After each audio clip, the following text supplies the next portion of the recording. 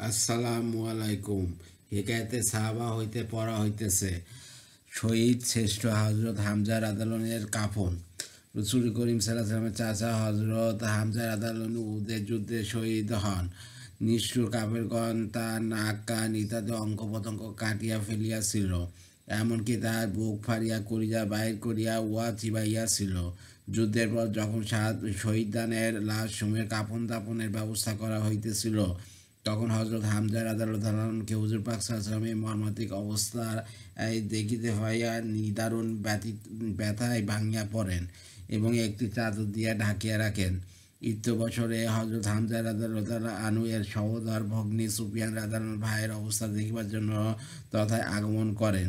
হুজুর সাল্লাল্লাহু আলাইহি ওয়াসাল্লাম ভাবিলেন, হজরত হামজা রাদিয়াল্লাহু প্রতি এই অমানসিক অত্যাচার দেখিয়া মেয়েলোক হিসাবে হয়তো তিনি সহ্য করিতে পারিবেন না। তাই তাহার পুত্র জুবাইর রাদিয়াল্লাহু আনহুকে বলিলেন, তোমার আম্মাকে আসিতে নিষেধ করো। তিনি আরজ করিলেন, আম্মা, হুজুর সাল্লাল্লাহু আলাইহি ওয়াসাল্লাম আপনাকে মামাকে দেখিতে নিষেধ করিয়াছেন। সুফিয়া রাদিয়াল্লাহু আনহু উত্তর করিলেন, আমি শুনিয়াছি আমার ভাইয়ের নাক কান কাটিয়া ফেলা হইয়াছে, কিন্তু আল্লাহর রাস্তায় উহা তো বড় কথা নয়। আমি উহাতে রাজি আছি ও সওয়াবের প্রত্যাশা করি। ইনশাল্লাহ আমি সবর করিব।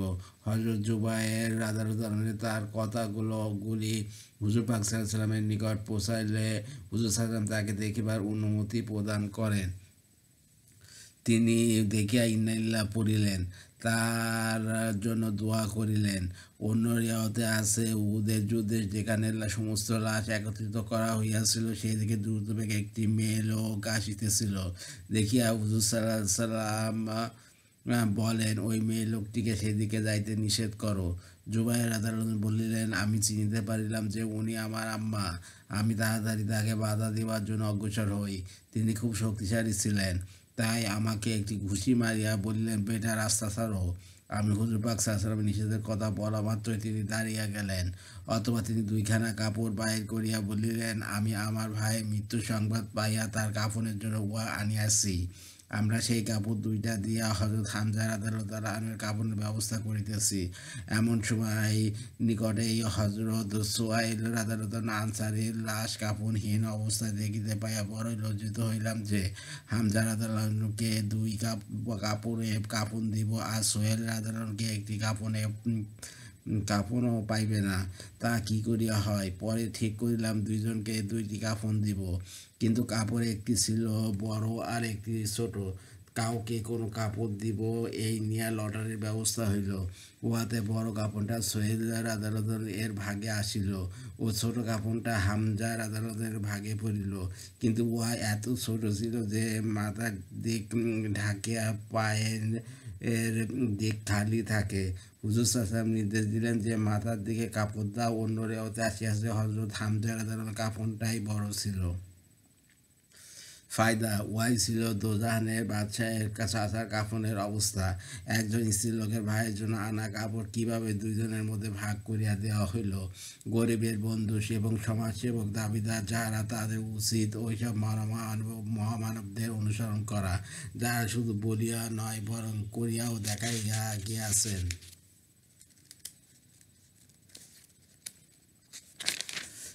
বকরীর মাথা 7 ঘর ঘুরিয়া ফিরে আসিল। 7 হযরত ইবনে ওমর রাদিয়াল্লাহু বলেন, একজন সাহাবীকে কোনো এক ব্যক্তি হাদিয়া স্বরূপ একটি বকরীর মাথা দান করেন। তিনি আপন প্রতিবেশীকে অধিকতর অভাবগ্রস্ত মনে করিয়া সেই মাথাটি দান করিয়া দেন। দ্বিতীয় ব্যক্তি প্রতিবেশী তৃতীয় ব্যক্তি এক ব্যক্তিকে নিজের চেয়ে বেশি অভাবগ্রস্ত মনে করিয়া তার নিকট উহা পাঠাইয়া দেন। এইভাবে উহা চক্কর কাটিতে কাটিতে 7 ঘর ঘুরিয়া আবার উহা প্রথম ঘরে আসিয়া পৌঁছাইল। ফায়দা এই ঘটনায় সাহাবাদের ব্যাপক অভাবগ্রস্ত থাকার কথা জানা যায়। আবারও ইহা প্রমাণিত হয় যে তারা প্রত্যেকে অপরের প্রয়োজনকে অগ্রাধিকার দান করিতেন। হযরত ওমর রাদিয়াল্লাহু কর্তৃক আপন স্ত্রীকে দায়ের কাজে নিযুক্ত করা। হযরত ওমর রাদিয়াল্লাহু তার খেলাফতের যুগে প্রায় রাত্রির বেলায় চৌকিদারের মতো পাহারা দিয়ে বেড়াইতেন। একদা তিনি একটা মাঠের ভিতর দিয়ে যাইতেছিলেন।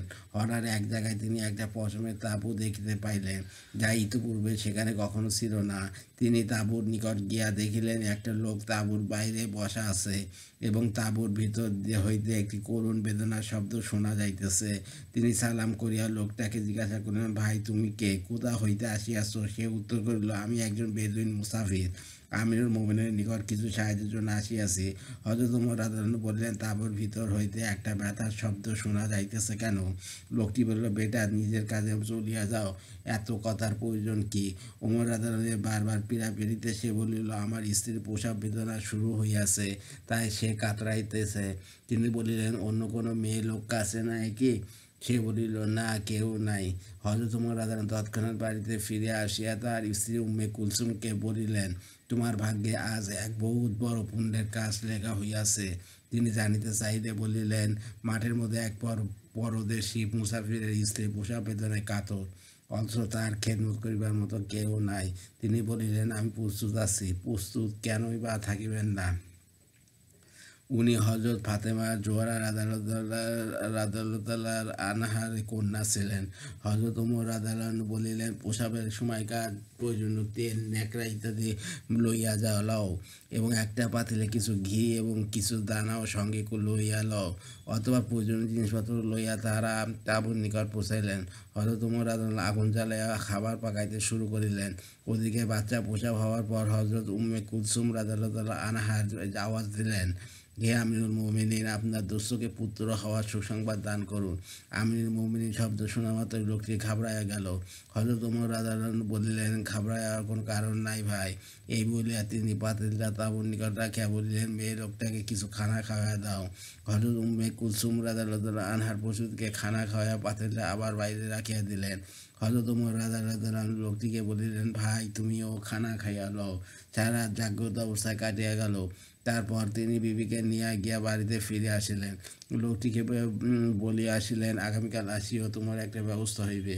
ফায়দা, বর্তমান যুগে কোনো বাদশা বা নেতা দূরের কথা, সামান্য বিত্তশালী লোক কি এমন আছে যে গরিব মুসাফিরের সাহায্যে নিজের বিবিকে মাঠে নিয়ে যাইতে পারেন এবং স্বয়ং চুলা জ্বালাইয়া রান্না করিতে পারেন? মালদার কোনো দিনদারও এইরূপ করিতে পারেন, যাহাদের নাম নিয়ে আমরা গর্ববোধ করি। প্রতি ক্ষেত্রে তাদের মতো বরকত পাওয়ারও প্রত্যাশা করি।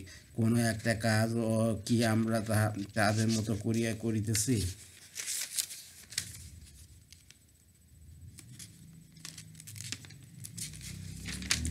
হযরত আবু তালহার বাগান ওয়াকফ করা। হযরত আনাস রাদিয়াল্লাহু আনহু বলেন, আবু তালহা আনসারী রাদিয়াল্লাহু আনহু এর মদিনা শরীফে সবচেয়ে বেশি বাগান ছিল। রাহা নামক একটি বাগান প্রিয় ছিল। উহা মসজিদ নববীর স্বর্ণকীটে ছিল। উহাতে মিষ্টি পানির নহরও যথেষ্ট ছিল। হুজুর সাল্লাল্লাহু আলাইহি ওয়াসাল্লাম অনেক সময় সেই বাগানে গিয়া উহা সুমিষ্ট পানি পান করিতেন।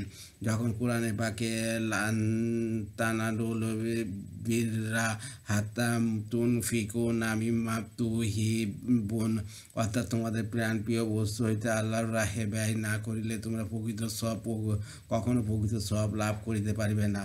এই আয়াত যখন অবতীর্ণ হইল, তখন আবু তালহা রাদিয়াল্লাহু আনহু হুজুর পাক সাল্লাল্লাহু আলাইহি ওয়াসাল্লামের খেদমতে হাজির হয়ে আরজ করিল, যেহেতু রাহা আমার প্রিয়তম বাগান, উহাই আমি আল্লাহর রাস্তায় দান করিলাম, আপনি ইচ্ছামতো উহা খরচ করিতে পারেন।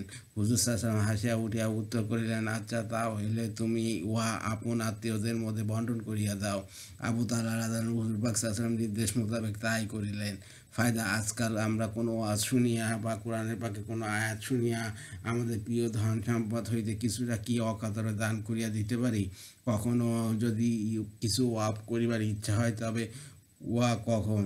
যখন বাঁচিবার আর কোনো আশা থাকে না, অথবা কোনো ওয়ারিশকে রাগ করিয়া সম্পদ হইতে বঞ্চিত করিবার নিয়তে এইরূপ করিয়া থাকি। তাতেও আবার বহুদিন যাবৎ এই চিন্তা লাগিয়া যায়, পরে যা হইবার হইবে। সুনাম অর্জনের জন্য বা বিয়ে শাদীর ব্যাপার হইলে সুদী কর্য করিয়াও আমরা খরচ করিতে দ্বিধাবোধ করি না। হযরত আবু যর রাদিয়াল্লাহু আনহু কর্তৃক স্বীয় গোলামকে সতর্ক করা। 10 হযরত আবু যর গেফারী রাদিয়াল্লাহু আনহু একজন বিখ্যাত বুজুর্গ সাহাবী ছিলেন। ধন সম্পদ নিজেও জমা করিতেন না, আবার অপর কেউ জমা করুক উহাও তিনি পছন্দ করিতেন না। মালদার লোকদের সহিত রীতিমতো তাহার লড়াই চলিত। এই জন্য হযরত ওসমান রাদিয়াল্লাহু আনহুর নির্দেশে তিনি সুদূর পল্লী অঞ্চলের আবসা নামক স্থানে গিয়া বসবাস করিতে থাকেন। তার কয়েকটি উট ছিল। একজন দুর্বল যুবক উহা দেখাশোনা করিত। উহাই ছিল তার জীবিকার একমাত্র উপায়। একসময় বনী ইসরাঈলের এক ব্যক্তি আসিয়া আরজ করিল, হুজুর, আমি আপনার ফয়েজ হাসিল করিবার জন্য আপনার খেদমতে থাকিতে চাই, আপনার রাখালেও সাহায্য করিতে থাকিব। তিনি বলিলেন, আমার কথা মতো যদি চলো তবে থাকিতে পারো, অন্যথায় তোমার কোনো প্রয়োজন আমার নাই। কি কথা সোলামি জানিতে চাইলে তিনি বলেন, আমি কোনো মাল খরচ করিবার আদেশ করিলে তোমাকে সর্বোৎকৃষ্ট মাল খরচ করিতে হইবে। লোকটি এই সত্য স্বীকার করিয়া তার খেদমতে থাকিতে লাগিল। হঠাৎ একদিন কোনো এক ব্যক্তি তার নিকট আসিয়া প্রকাশ করিল, নহরের নিকট কিছু সংখ্যক গরিব লোক বাস করে, যাদের আহারের কোনো ব্যবস্থা নাই। হযরত আবু যর রাদিয়াল্লাহু আনহু আমাকে বলিলেন, একটা উট নিয়ে আসো। আমি পালের মধ্যে সোয়ারির উপযোগী একটা উৎকৃষ্ট উট দেখিলাম। আমি ওয়াদা মোতাবেক ওই উট লইতে চাইয়াছিলাম, কিন্তু হঠাৎ মনে আসিল, যখন গরিবদিগকে খাওয়ানো এই উদ্দেশ্য, তখন এই বেশি বেশি কাজে উপযোগী উটটা না নিয়ে অন্য একটা ভালো উট নিলেই তো চলে। সুতরাং আমি উহা অপেক্ষা নিকৃষ্ট কিন্তু অন্যগুলি অপেক্ষা উৎকৃষ্ট একটা উট লইয়া আসিলাম। দেখিয়াই তিনি বলিলেন, তুমি খেয়ানত করিয়াছ। আমি তাহার কথা বুঝিতে পারিয়া তৎক্ষণাৎ উহা রাখিয়া প্রথমোক্ত উটটি নিয়ে আসিলাম। হযরত আবু যর রাদিয়াল্লাহু আনহু উপস্থিত লোকদিগকে লক্ষ্য করিয়া বলিলেন, আল্লাহর হস্তে একটা কাজের জন্য দুইজন লোকের প্রয়োজন। সঙ্গে সঙ্গে সেই কাজের জন্য দুইজন লোক দাঁড়াইয়া গেল। তিনি বলিলেন, ওইসব গরিব লোকদের মধ্যে এবং আমার মধ্যে উটটা জবাই করিয়া সমান ভাগে ভাগ করিয়া দাও। তার আদেশ মতো উহা জবাই করিয়া সমান ভাগে বণ্টন করা হইল। তারপর তিনি আমাকে ডাকিয়া জিজ্ঞাসা করিলেন, তুমি কি ইচ্ছাপূর্বক আমার ওসিয়ত অমান্য করিয়াছ? তা না, তা ভুলিয়া গিয়া থাকিলে অবশ্যই উহা কোনো অপরাধ নয়। আমি বললাম, হুজুর, আমি ভুলি নাই, তবে ওই উটটাই লইয়াছিলাম, কিন্তু পরক্ষণে ভাবিলাম ওই উটটা হুজুরের সবচেয়ে বেশি কাজে আসিবে, তাই উহা ছাড়িয়া আসিলাম। তিনি বলিলেন, শুধু আমার প্রয়োজনই ছাড়িয়া দিলে? সে বলিল, জি হ্যাঁ। হযরত আবু যর রাদিয়াল্লাহু আনহু বলিলেন, আমার প্রয়োজনীয় দিন কোনটা তা তুমি জানো? সে যেদিন আমাকে একাকী নির্জনে গহ্বরে রাখা হইবে, সেই দিনই আমার সবচেয়ে বেশি প্রয়োজনের দিন। মনে রাখবে, মালে 3 অংশীদার রইয়াছে। প্রথম তাকদীর, যা মাল লইয়া যাইবার সময় কারোর অপেক্ষা করে না।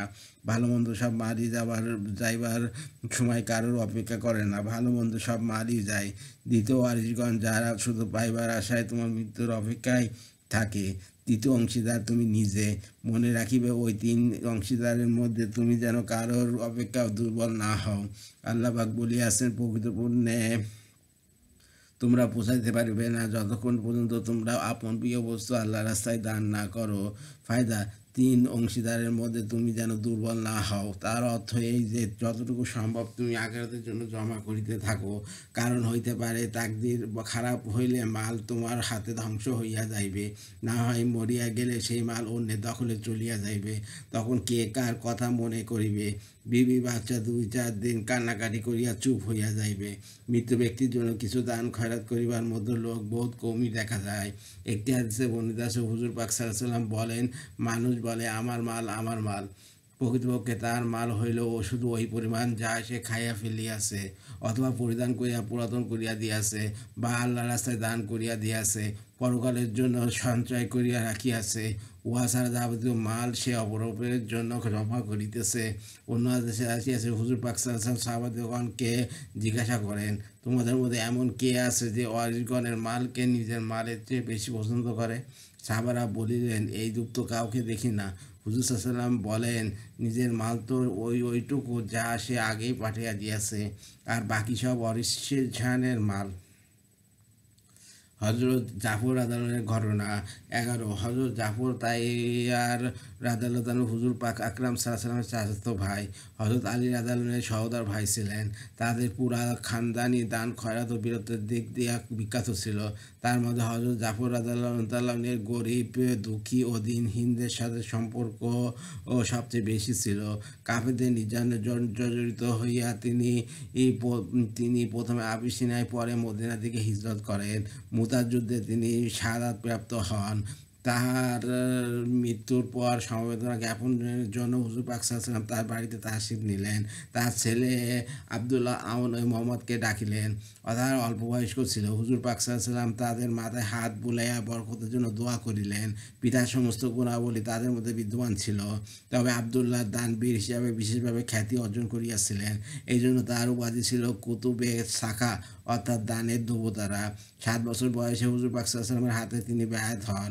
এক সময় তার দ্বারা কেউ হযরত আলী রাদিয়াল্লাহু আনহুর নিকট সুপারিশ করিয়াছিল। সুপারিশ কবুল হওয়ায় লোকটি হযরত আব্দুল্লাহ রাদিয়াল্লাহু আনহুর নিকট 40,000 দিরহাম নজরানা স্বরূপ পাঠাইল। তিনি ফেরত দিয়া বলেন, আমরা টাকার পরিবর্তে নেকি বিক্রি করি না। কোনো এক সময় 2,000 দিরহাম হাদিয়া আসিল। তিনি ওই মজলিসে তা বন্টন করিয়া দিয়াছিলেন। একবার কোনো ব্যবসায়ী বউ খুর খরিদ করিয়া বাজারে আনে, কিন্তু তা বিক্রি না হওয়ায় খুব চিন্তিত হইয়া পড়ে। অতঃপর আব্দুল্লাহ রাদিয়াল্লাহু আনহু তার কর্মচারীদিগকে উহা খরিদ করিয়া বিনা মূল্যে দান করিয়া দেওয়ার জন্য আদেশ দিলেন। রাত্রিবেলায় মহল্লায় যত মেহমান আসিত সকলে খাওয়া থাকার ব্যবস্থা তার সেখানেই হইত। হযরত জুবাইর রাদিয়াল্লাহু আনহু কোনো এক যুদ্ধের দিন তার পুত্র আব্দুল্লাহ রাদিয়াল্লাহু আনহুকে ওসিয়ত করিলেন, হে বেটা, মনে হয় ওয়াদ্য আমি শহীদ হইয়া যাইব। বাস্তবিক তিনি সেই দিন শহীদ হইয়া গেলেন। ছেলে যখন কর্জের হিসাব করিল তখন দেখা গেল উহা 22 লক্ষ দিরহাম। লোকে তাহার নিকট আমানত রাখিত। তিনি বলিলেন, আমানত রাখিবার কোনো স্থান আমার এখানে নাই, তবে কর্জ স্বরূপ রাখিয়া যাইতে পারো, প্রয়োজন হইলে লইয়া যাইবে। লোকেরা তাহাই করিত, কিন্তু কর্জ হিসাবে রাখিয়া তিনি সব মাল সৎকার করিয়া দিতেন। পুত্রকে ওসিয়াত করিবার সময় তিনি ইয়াও বলিয়াছেন, যখনই কোনো বিপদে পড়িবে তখনই মাওলাকে জানাইবে। পুত্র জিজ্ঞাসা করিয়াছিলেন, আব্বা, আপনার মাওলা কে? তিনি বললেন, আল্লাহ তাআলা। হযরত আব্দুল্লাহ রাদিয়াল্লাহু আনহুকে সমস্ত কর্জ শোধ করিয়া দিয়াছেন, এবং যখনই কোনো মুশকিল পেশ হইতে বলিতেন, হে জুবাইরের মাওলা, অমুক কাজ হইতেছে না, তখনই উহা হইয়া যাইত। একদিন আব্দুল্লাহ বিন জুবাইর রাদিয়াল্লাহু আনহু বলেন, আমি একদিন আব্দুল্লাহ বিন জাফর রাদিয়াল্লাহু আনহুকে বলিলাম, আমার পিতার কর্জের তালিকায় আপনার জিম্মায় 10 লক্ষ দিরহাম লিখিত রহিয়াছে। আর তিনি বলিলেন, যখন ইচ্ছা লইয়া যাইও। পরে দেখিলাম আমার ভুল হইয়াছে। আমি তাহার নিকট আবার গিয়া বলিলাম, ভাই, সেই টাকা বরং আপনি পাওনা আছেন। তিনি বলিলেন, আমি মাফ করিয়া দিলাম। আমি বলিলাম, আমি তো মাফ লইতে আসি নাই। উনি বলিলেন, আচ্ছা, তবে যখন সম্ভব হয় দিয়া দিও। আমি বলিলাম, উহার পরিবর্তে 1 খণ্ড জমি নিয়া যান। তিনি রাজি হইবার পর তাকে 1 খণ্ড সাধারণ জমি দিয়া দিলাম। সেই জমিতে পানিরও কোনো ব্যবস্থা ছিল না। তিনি গোলামকে সেই জমির ওপর জায়নামাজে বিছাইতে বলিলেন। তিনি জায়নামাজের ওপর 2 রাকাত নামাজ পড়িলেন এবং দীর্ঘক্ষণ পর্যন্ত সেজদায় পড়িয়া রইলেন। নামাজের পর গোলামকে বলিলেন, এখানে মাটি খনন করো। মাটি খনন করতেই সেখান থেকে পানির ফোয়ারা বাইর হইয়া আসিল। ফায়দা: সাহাবা কিরাম সম্পর্কে এই অধ্যায়ে যাহা কিছু লিখিত হইয়াছে সেসব কাজ তাদের জন্য খুব বড় ছিল না, বরং তাদের সাধারণ অভ্যাস ঐরূপ ছিল। 7ম অধ্যায়: বীরত্ব ও সাহসিকতার মৃত্যুবরণে আগ্রহ। হাসি মুখে মৃত্যুবরণ করিতে শিখিলে মানুষ যে কোনো অসীম সাহসিকতার কাজ করিতে পারে। তখন শত্রুর ভয় এবং ধন সম্পদের মায়া কিছুই তাকে রুখতে পারে না। পক্ষান্তরে বাঁচার ফিকির মানুষকে কাপুরুষ করিয়া ছাড়ে। ইবনে জাহাজ ও ইবনে সাইদের দোয়া। উহুদের যুদ্ধে আব্দুল্লাহ বিন জাহাজ রাদিয়াল্লাহু আনহু সাদ বিন আবি ওয়াক্কাস রাদিয়াল্লাহু আনহুকে বলিলেন, চলো ভাই, আমরা একত্রে আল্লাহর দরবারে দোয়া করি, কেননা দোয়া কবুলের সম্ভাবনা এখনই বেশি। সিদ্ধান্ত হইলে একজন দোয়া করিবে, অপরজন আমিন বলিবে। এই বলিয়া তারা এক কোণে গিয়া দোয়া করিতে বসিলেন। প্রথমে হযরত সাদ রাদিয়াল্লাহু আনহু এই বলিয়া দোয়া করিলেন যে, হে আল্লাহ, আগামীকাল যখন যুদ্ধ শুরু হইবে তখন শত্রুপক্ষের এমন একজন বীর পুরুষকে আমার সম্মুখীন করো, যে আমার উপর ভীষণ আক্রমণ চালায় এবং আমিও তাহার উপর বীর বিক্রমে আক্রমণ চালাই। ততবার আমি যেন জয়যুক্ত হইয়া তাহাকে তোমার রাস্তায় কতল করিয়া দিতে পারি। হযরত আব্দুল্লাহ রাদিয়াল্লাহু সঙ্গে সঙ্গে আমিন বলিলেন। তারপর হযরত আব্দুল্লাহ রাদিয়াল্লাহু এই বলিয়া দোয়া করিলেন যে, হে আল্লাহ, আগামীকাল তুমি আমাকে একজন প্রবল পরাক্রমশালী শত্রু সেনার সম্মুখীন করো, যেন আমার উপর ভীষণ হামলা চালায়, আমিও তার উপর ভীষণ হামলা চালাই। অবশ্যই সে যেন আমাকে কতল করিয়া দেয় এবং আমার নাক কান কাটিয়া লয়। অথবা কিয়ামতের দিন যখন তোমার দরবারে হাজির হইব তখন তুমি জিজ্ঞাসা করিবে যে, হে আব্দুল্লাহ, তোমার কান নাক কেন কাটা হইয়াছে? গিয়াছে। তো আমি তখন বলিব, তোমার প্রিয় নবী সাল্লাল্লাহু আলাইহি ওয়াসাল্লামের রাস্তায় কাটা গিয়াছে। তারপর তুমি বলিবেন, সত্যই আমার রাস্তায় কাটা গিয়াছে। হযরত সাদ রাদিয়াল্লাহু সঙ্গে সঙ্গে আমিন বলেন। পরদিন যুদ্ধক্ষেত্রে দেখা গেল তাদের দোয়া ঠিক সেইভাবে কবুল হইয়াছে যেভাবে করা হইয়াছিল। হযরত সাদ রাদিয়াল্লাহু বলেন, আমি সন্ধ্যাবেলায় তার নাক কান কাটা অবস্থায় এক কাঁথায় গাঁথা অবস্থায় দেখিলাম। তিনি আরও বলেন, আমার দোয়া হইতে আব্দুল্লাহ রাদিয়াল্লাহু দোয়া শ্রেষ্ঠ ছিল। উহুদের যুদ্ধে হযরত সাদের তরবারি ভাঙিয়া গিয়াছিল। হুজুর সাল্লাল্লাহু তাকে একটা গাছের ডাল দিয়াছিলেন। তার হাতে গিয়া উহা তরবারিতে পরিণত হইয়া যায়। অবশেষে দীর্ঘদিন পর 200 স্বর্ণ মুদ্রার পরিবর্তে উহা বিক্রি হয়। এই ঘটনায় একদিকে যেমন চরম বীরত্বের পরিচয় পাওয়া যায়, অপরদিকে তেমন পরম ভালোবাসার নিদর্শন পাওয়া যায়।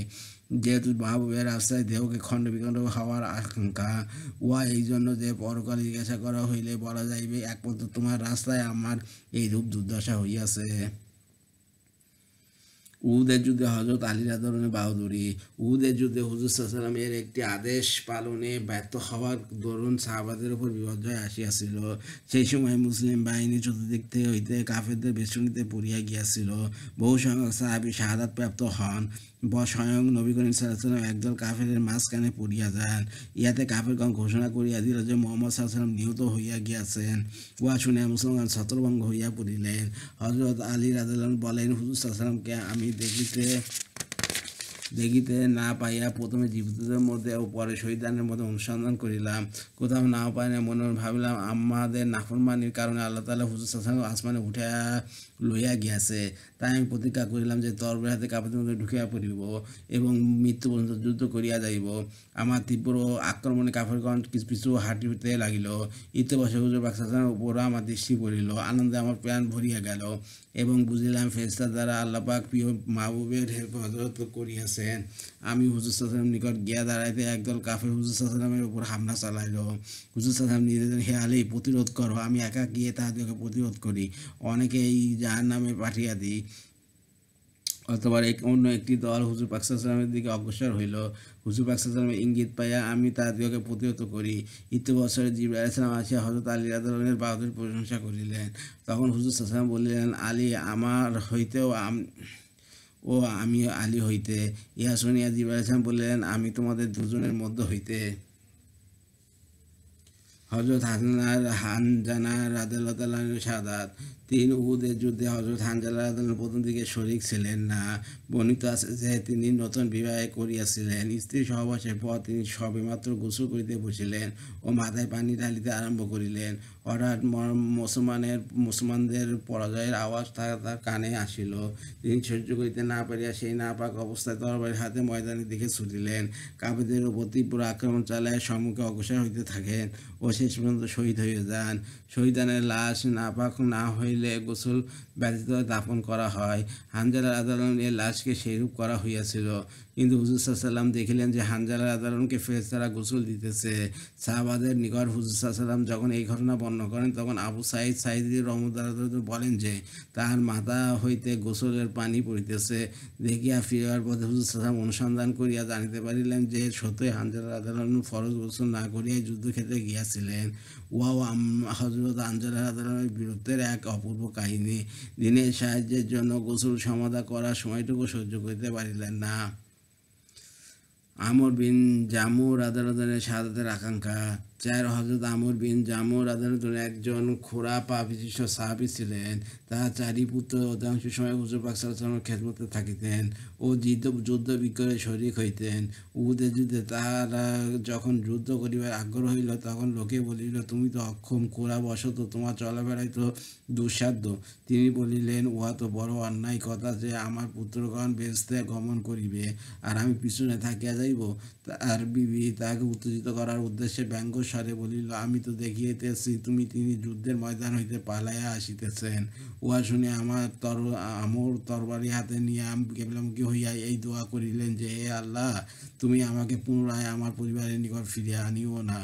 অতঃপর হুজুর সাল্লাল্লাহু আলাইহি ওয়াসাল্লাম খেদমতে হাজির হইয়া আপন আগ্রহ ও কওমের নিষেধের কথা প্রকাশ করিয়া বলিলেন, হুজুর সাল্লাল্লাহু আলাইহি ওয়াসাল্লাম, আমার আশা আমি যেন ল্যাংড়া পা দিয়ে বেহেশতে চলাফেরা করিতে পারি। হুজুর পাক সাল্লাল্লাহু আলাইহি ওয়াসাল্লাম বলিলেন, অক্ষম বশত যুদ্ধে না গেলেও তোমার কোনো ক্ষতি নাই।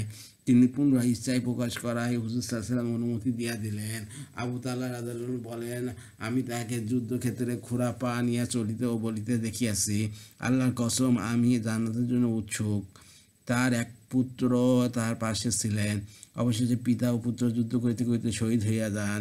যুদ্ধের পরে তার স্ত্রী, স্বামী এবং পুত্রের লাশ একত্রে উটের উপর রাখিয়া দাফনের জন্য মদিনায় নিয়া আসিতে চাইলেন, কিন্তু উট বসিয়া পড়িল। উটকে মারধর করিয়া মদিনায় আনার যাবতীয় চেষ্টা ব্যর্থ হইয়া গেল।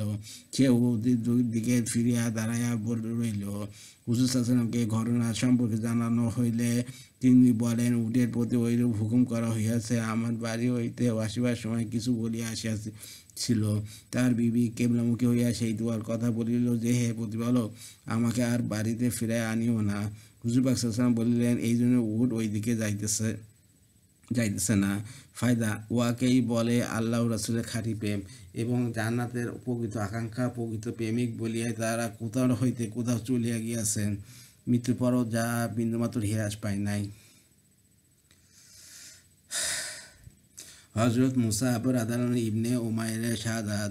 হজরত মুসাইব ইবনে উমাইর রাদিয়াল্লাহু মক্কার এক ধনাঢ্য ব্যক্তির আদরে দুর্বল ছিলেন। তার পিতা তাহাকে 200 দেরহাম মূল্যের কাপড় কিনিয়া পরাইতেন। তিনি অনেক বেশি নাজ নিয়ামতের ভিতর দিয়া প্রতিপালিত যুবক ছিলেন। ইসলামের প্রথম দিকে তিনি গোপনে মুসলমান হইয়া যান। কিছুদিন পর পরিবারের লোকজন খবর পাইয়া তাকে ঘরে বন্দী করিয়া ফেলে। সুযোগ মতো একদিন তিনি পালাইয়া প্রথম হিজরতকারী দলের সহিত মিলিত হইয়া হাবশায় হিজরত করেন। সেখান হইতে প্রত্যাবর্তন করিয়া আবার তিনি মদিনায় হিজরত করেন ও বহু দুরবস্থার ভিতর দিয়ে দিন কাটাইতে লাগিলেন। একদিন হুজুর পাক সাল্লাল্লাহু আলাইহি ওয়াসাল্লামের সম্মুখ দিয়া যাইতেছিলেন। তার পরনে বহু তালিযুক্ত একটি মাত্র চাদর ছিল, আবার কোনো কোনো তালি চামড়ারও ছিল। তার তখনকার ও পূর্বেকার অবস্থা স্মরণ করিয়া দয়াল নবী সাল্লাল্লাহু আলাইহি ওয়াসাল্লামের নয়ন অশ্রুতে ভরিয়া যায়। উহুদের যুদ্ধে মুআজ্জিরদের পতাকা তার হাতেই ছিল। যুদ্ধে যখন মুসলমানদের বিপর্যয় ঘটিল, তখন তিনি ঝান্ডা হাতে অটলভাবে থাকেন। জনক কাফেরের তরবারির আঘাতে তার ডান হাত কাটিয়া গেল। তিনি মুহূর্তের মধ্যে বাম হাত দ্বারা উহা সামলাই নিলেন, নিচে পড়িতে দিলেন না। নিষ্ঠুর কাফের তার বাম হাতও কাটিয়া ফেলিল। তখন তিনি উভয় বাহু দ্বারা বুকে চাপিয়া ইসলামের ঝান্ডাকে উঁচু করিয়া রাখিলেন। 500 কাফেরের তীরের আঘাতে তিনি শহীদ হইয়া যান, কিন্তু আপন জীবনদশায় ঝান্ডা নিচে পড়িতে দিলেন না। সঙ্গে সঙ্গে অন্য মুআজিদ আসিয়া পতাকে সামলাই লইলেন। তাহাকে দাফন করার সময় দেখা গেল যে তার নিকট একটিমাত্র চাদর রহিয়াছে। উহা এত ছোট যে সমস্ত শরীর ঢাকার মতো যথেষ্ট ছিল না। মাথার দিকে ঢাকিলে পায়ের দিক, আবার পায়ের দিক ঢাকিলে মাথার দিক খোলা থাকে। হুজুর পাক সাল্লাল্লাহু আলাইহি ওয়াসাল্লাম নির্দেশ দিলেন, মাথার দিক চাদরে ঢাকিয়া পায়ের ওপর ঘাস পাতা সরাইয়া দাও।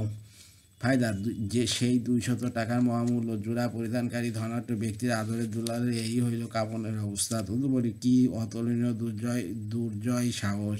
জীবন থাকিতে ঝান্ডা নিচু হইতে দিলেন না।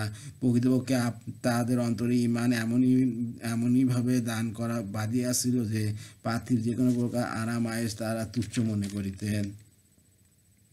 ইয়ারমুলকের যুদ্ধে হযরত সাদ রাদিয়াল্লাহু পত্র।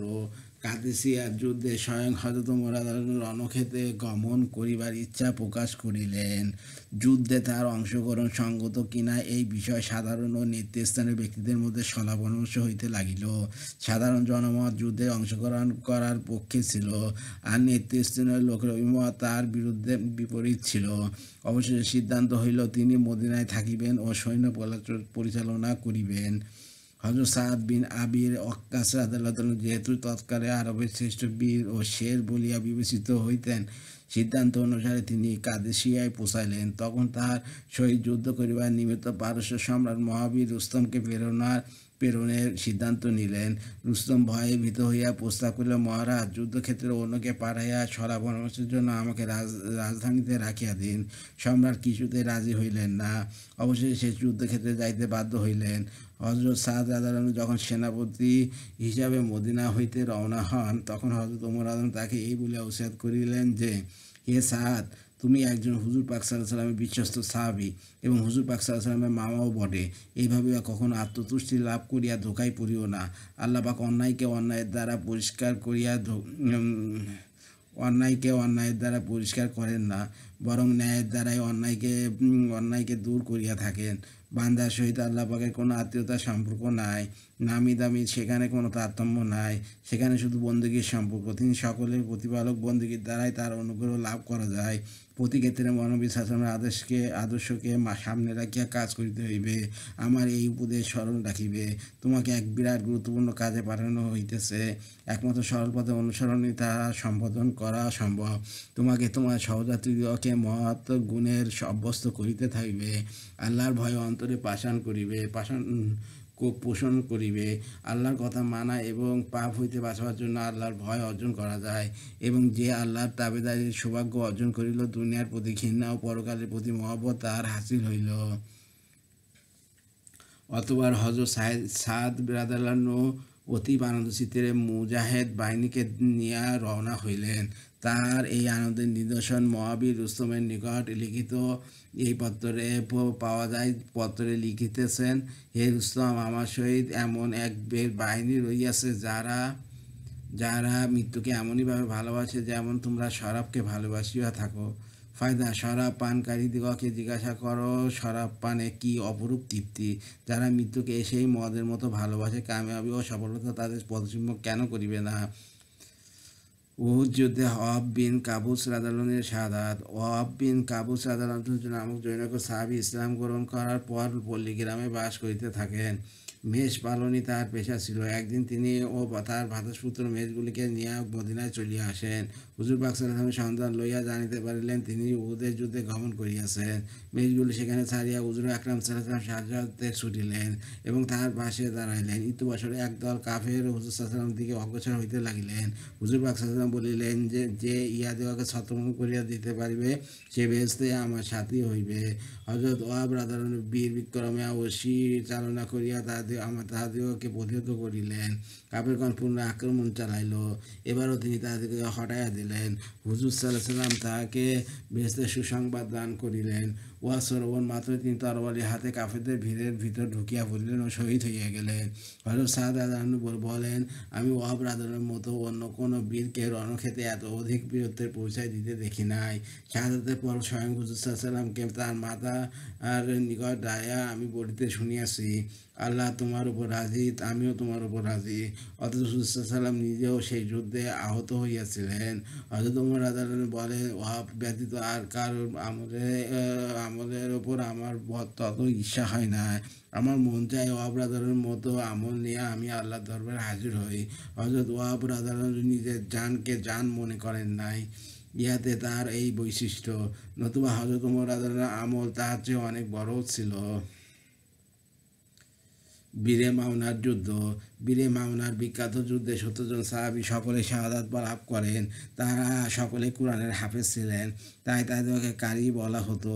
তাদের মধ্যে অধিকাংশ আনসার ছিলেন। তাদের কাজ ছিল রাতে ইবাদত করা ও দিনের বেলায় হুজুর পাক সাল্লাল্লাহু আলাইহি ওয়াসাল্লামের বিবি সাহেবানদের ঘরে প্রয়োজনীয় পানি ও লাকড়ি পৌঁছানো। তাদেরকে নজদের আদিবাসী বনি আমের গোত্রের আবু বরা আমের বিন মালিক নামক জনৈক ব্যক্তি তাবলীগের উদ্দেশ্যে লইয়া গিয়াছিল। তাদের নিরাপত্তার ব্যাপারে হুজুর সাল্লাল্লাহু আলাইহি ওয়াসাল্লাম কিছুটা সন্দেহ প্রকাশ করিয়াছিলেন, কিন্তু লোকটি অতিমাত্রায় সান্ত্বনা দেওয়ায় হুজুর সাল্লাল্লাহু আলাইহি ওয়াসাল্লাম তাদেরকে পাঠাইয়াছিলেন। রওনা হইবার সময় তিনি গোত্রের সর্দার আমির বিন তুফাইলের নিকট দাওয়াতনামাও পাঠিয়াছিলেন। তাহারা মদিনা হইতে অগ্রসর হইয়া বীরে মাওনা নামক স্থানে গিয়া থামিলেন। দুইজন সাহাবী ওমর বিন উমামা ও মুনাযির বিন উমর রাদিয়াল্লাহু তাআলা আনহুমকে উট চড়াইবার জন্য পাঠিয়ে দিলেন। হযরত হারাম রাদিয়াল্লাহু তাআলা দুইজন সঙ্গী সহকারে নবীজির পত্র লইয়া সর্দারের নিকট গমন করিলেন। কিছু দূর গিয়া হযরত হারাম রাদিয়াল্লাহু কিছু সাথীরা বলিলেন, তোমরা অপেক্ষা করো, আমি একাকী পত্র লইয়া যাইতেছি। তা যদি আমার সহিত ভালো ব্যবহার করা হয় তবে তোমরা আসিও, নচেৎ তোমরা ফিরে যাইবে। যেহেতু ৩ জন মারা যাওয়ার চেয়ে ১ জন মারা যাওয়াই ভালো।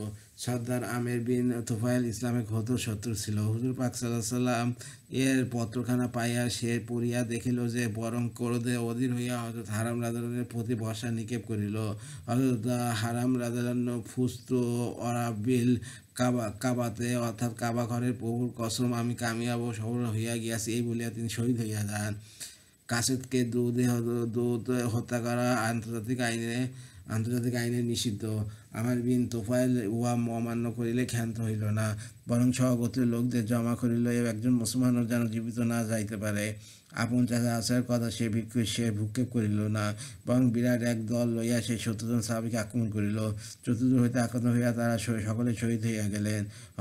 শুধু হযরত কাব রাদিয়াল্লাহু মৃত্যু বলিয়া মনে করায় তারা ফিরিয়া আসিয়া যাওয়ায় তিনি বাঁচিয়া গিয়াছিলেন। ওদিকে হযরত মুনজির ও হযরত ওমর রাদিয়াল্লাহু উট চড়াইতে চড়াইতে দূর হইতে দেখিতে পাইলেন আকাশে অসংখ্য শকুন উড়িতেছে। কেমন দুর্ঘটনা ঘটিয়াছে এই মনে করিয়া তারা দূরে গিয়া দেখিলেন সাথীরা সকলে শহীদ হইয়া গিয়াছেন। রক্তাক্ত তরবারি হাতে শত্রুদল চতুর্দিকে বেষ্টন করিয়া রাখিয়াছে। এখন কি করা যায় উভয় পরামর্শ করিলেন।